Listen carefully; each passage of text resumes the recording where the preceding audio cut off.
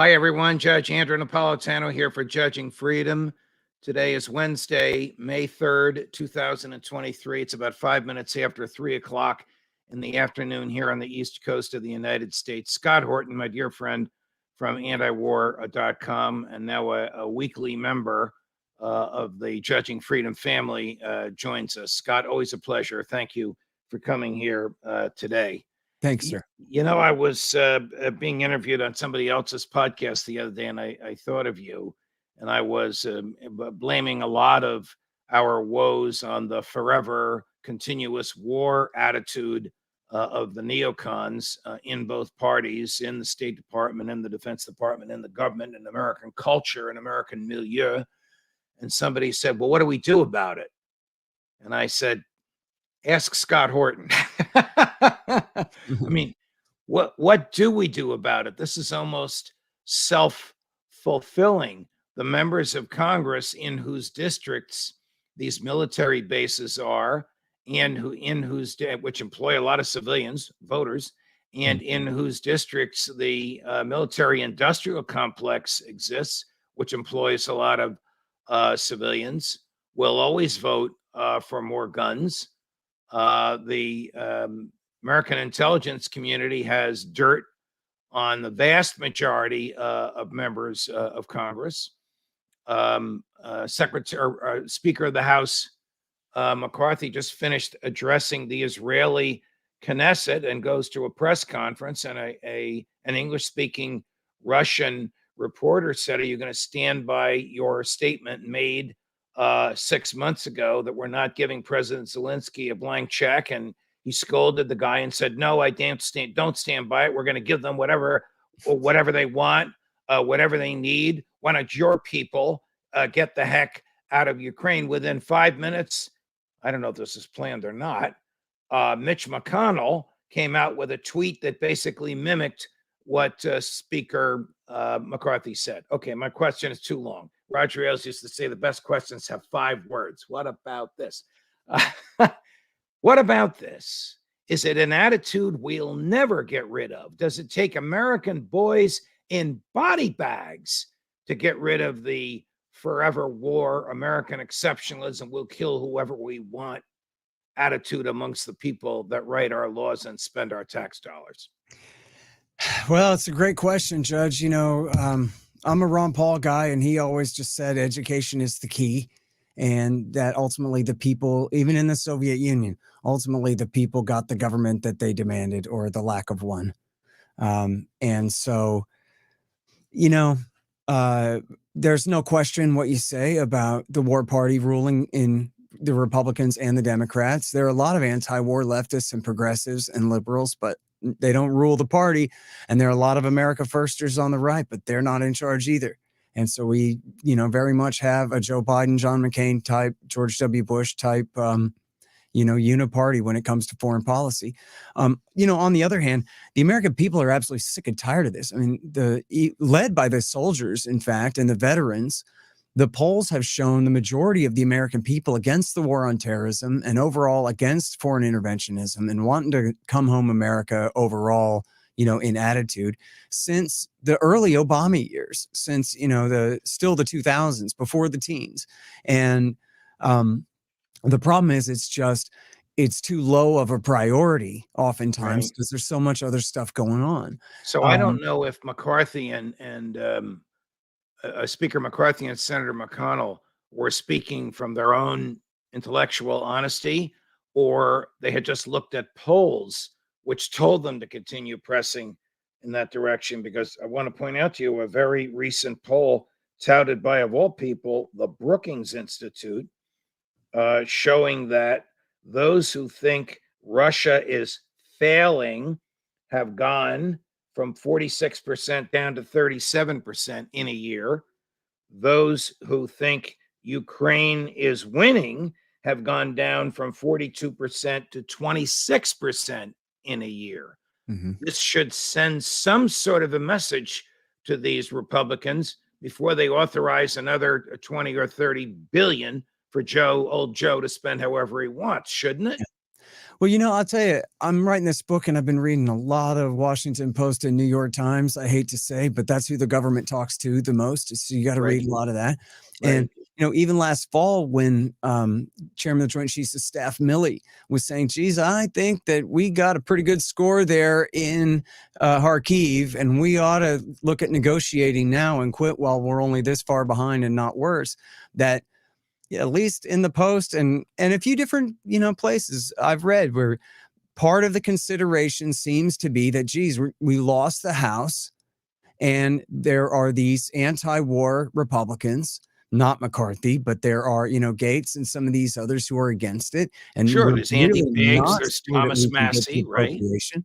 Right. So it does matter what, and one more thing about that, Judge, is there's this really important Rand Corporation study from 2019 called Extending Russia, as in overextending Russia, how to provoke them into overexpansion, right? Like in the Afghanistan doctrine of the 1980s and that kind of thing, what we're trying to do to them now, really. But it's all about how to provoke them in all different ways. But one of the things that really stands out in that study is that throughout it, they say over and over again, on the other hand, German public opinion polls show that they won't stand for that, or British polls show that they won't stand for that, or American polls show that they are really not interested in doing that, and that we have to take that into account. And so I would even say it's naive on their part in a way that really they probably could disregard us more than they feel like they need to. But they seem concerned with whether we support what they're doing or whether especially whether we're dead set against it. Got it. Gary, do we have Secretary Austin being questioned by Senator Wicker? See if you can put that up. I think Scott has seen it, but I want to follow it after some commentary with General Cavoli. I don't know if you've seen General Cavoli. This will open your eyes. Mm-hmm. So we'll just keep talking. If Gary has it, it'll pop up. It'll cut us off because it has volume in it. Are you getting it, Gary? Yeah, it looks like he's getting it. So Secretary Austin basically testifying, Scott, before the Senate Armed Services Committee, one once famously chaired by John McCain for many years when the Republicans ran the Senate, and basically saying, oh, don't worry, the Ukrainians are in good shape. We're going to give them the support they need, and we're optimistic about their chances. Now, at the time he said this, under oath, he was aware of the contents and authenticity and accuracy of the documents that the government says Jack Teixeira released, which of course say the opposite. Gary, do we have it? Just let me know. With regard to your optimism about Ukraine having the upper hand, that is what you told me yesterday. It is. Now, Ukrainians have inflicted significant casualties on the Russians, and they have depleted their inventory of armored vehicles in a way that no one would have ever imagined. And so now we see Russia reaching for T-54s and T-55 tanks because of the level of damage that the Ukrainians have inflicted on them. And we have, in the meantime, been... And reaching for those tanks demonstrates what to you, sir? It demonstrates that their capability is waning. And we've continued to witness them be challenged with artillery munitions and other things, and they're reaching out to Iran, they're reaching out to North Korea. I think, we'll see an increase in the fighting in the spring as conditions for maneuver improve. Do you believe there's a real chance for significant Ukrainian advancements between now and the beginning of winter? I believe there's a chance, and we're doing everything that we can do to ensure that they have their best opportunity to be successful, Senator. Okay. Obviously not telling the truth. Perjury, probably. Will he be prosecuted? Of course not.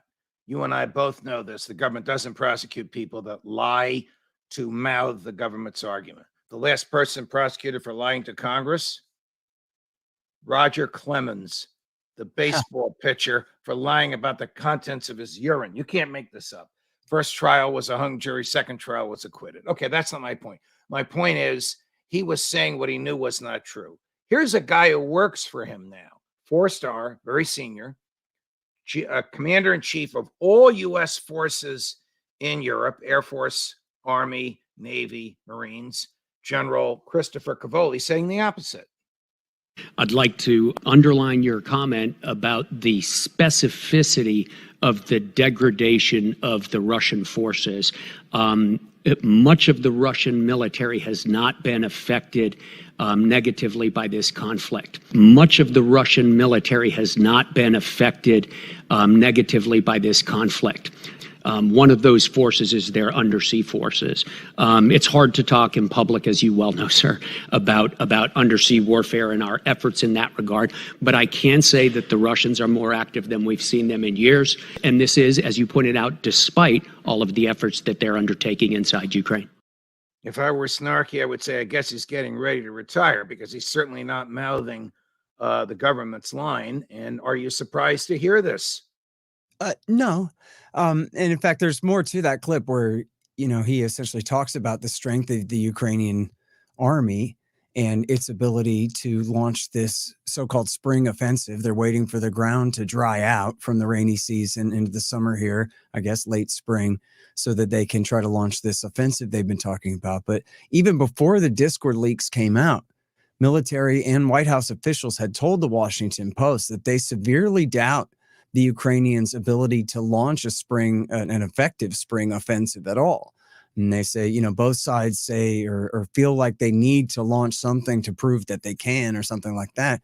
But, I interviewed Daniel L. Davis. I'm pretty sure you're familiar with him, who writes for 1945 and was in Iraq War I, Iraq War II, and Afghanistan. He was the famous whistleblower from Afghanistan from 2012, and is a great analyst of all this. And he says, win, lose, or draw, if they the Ukrainians launch a powerful offensive and make some major victories somehow, it's still their last stand. And if they lose or just run up against a brick wall, then it's still their last stand too. And then where they go from there, nobody knows. It could be that the reserves that they're building up are so well armed and so well trained that we'll all be surprised. It remains to be seen. But Davis is saying it doesn't matter, because even if they succeed in some limited goals, that'll be their real last shot, and then they'll be doomed after that. And the Russians, our friend Larry Johnson, who was just on right before you, quotes an ex-FBI agent who, though not in the FBI anymore, is anti-war and who monitors this stuff, as saying Ukraine's professional military knows that the offensive would be, the so-called spring offensive, suicidal. Ukrainian losses of manpower continue to be extremely heavy. Russia claiming that Ukraine lost 15,000 men in April alone. Losses of equipment are reaching the catastrophic level. Does Joe Biden, in your opinion, know this? Do the neocons in the State Department and the Defense Department know this? Do they care about it? Do they have an off-ramp? Again, I don't know about what Joe Biden knows, what Jake Sullivan is telling him. But yes, clearly, the things that you're talking about there are reflected in official statements to the major papers, even if it doesn't become the major narrative. And overall, they say everything's fine and everything's going well. You can find plenty of caveats if you read the Wall Street Journal on a regular basis, that kind of a thing, that reflect exactly the reality that you're talking about, that they know that. And as again, last November, the chairman of the Joint Chiefs of Staff said we should quit while we're only so far behind and not worse. And Sullivan said that they better at least act like they are open to the idea of negotiations for PR's sake then, in order to appease anti-war forces in America, because people are already getting really sick and tired of this. So back, to your original question, whether what we think matters or not, it does, really does. I hate to say what I'm about to say, but it's my truthful view. The American public are not going to wake up to the moral significance of the anti-war movement until American boys start coming home in body bags. And Joe Biden cannot explain or justify legally or politically how the hell they got there, why they were killed by Russian troops. Yeah, well, we do have special operations forces. According to the Discord leaks, there are 100 allied special operations forces, including, I believe it was more than 25 Americans there right now. I mean, if we have real American casualties, that'll be because the worst case scenario broke out and we have a major power conflict between the United States and Russia, which would almost certainly lead not just to body bags, but the annihilation of American cities and deaths by the millions or tens or even hundreds of millions. Gary, can you run the drone videos? We're going to switch topics, and you've probably seen these, but if you haven't, you can comment on them afresh. You'll see the drone. There it is. Mhm. Exploded right on the other side of that dome building. Now you're going to see it again. This is the Kremlin in the middle of the night. There it is. You can see the Kremlin wall. So this is taken from a Western television outside the Kremlin one more time. Now, this is a Russian television version. It's just the other side. If you look carefully on the left, you'll see the other side of that dome, and then you'll see the explosion. Mhm. You'll see a close-up of the fire on the roof of the dome. There's the fire burning on the roof of the dome. And there's the close-up.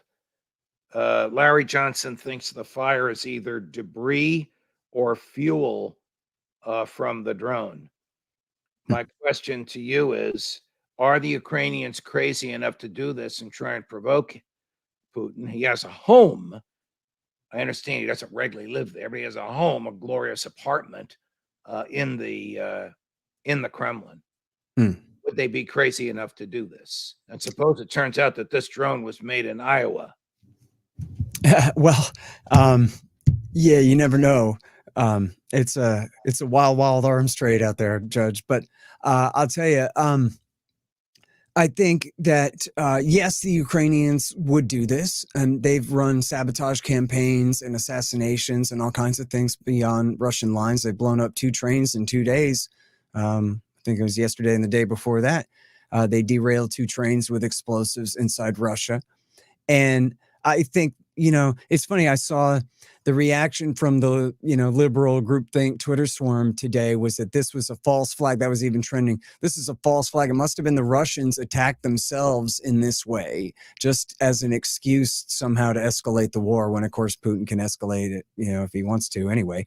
But they were kind of basing it on what an ineffectual attack it was, which I think is fair to say. It looked to me, although I don't know why that means it's a false flag, it just seems to me more like it was ineffectual, which has caused some of our sources to say it's to send a message, we can get this close. Larry Johnson says the last time there was an explosion over the Kremlin in Moscow was 1941, and it was the Nazis, and we know how they fared in that. This will, if anything, galvanize, I'm using Larry's word, the Russian people behind President Putin even more than they are now. I think, that's probably true. It could be true that they would do it for that reason, but I don't think that that's probably necessary from, not knowing that much about Russian politics. But I know Putin is still relatively popular, and there's not, widespread dissent against the war in the country right now. So, but it also makes sense from a Ukrainian point of view that they would do that as a morale boost, that, look, we can reach out and touch the Kremlin, even if obviously they set the roof on fire. And, for anyone to say it was a true assassination attempt against Putin, I think is kind of deliberately missing the point. While all this is going on, the Secretary of State was at a conference today celebrating the freedom of speech. So this is Tony Blinken. I don't know who he was speaking with, but watch what happened. Been able to talk.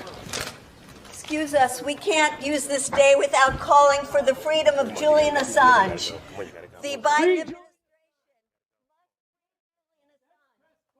stop the extradition request for Julian Assange. 2 hours and not one word. Take it easy. Take it easy. Take it easy, guys. Not one word about journalist Shireen Abu Akleh, who was murdered by the Israeli occupation forces in Palestine.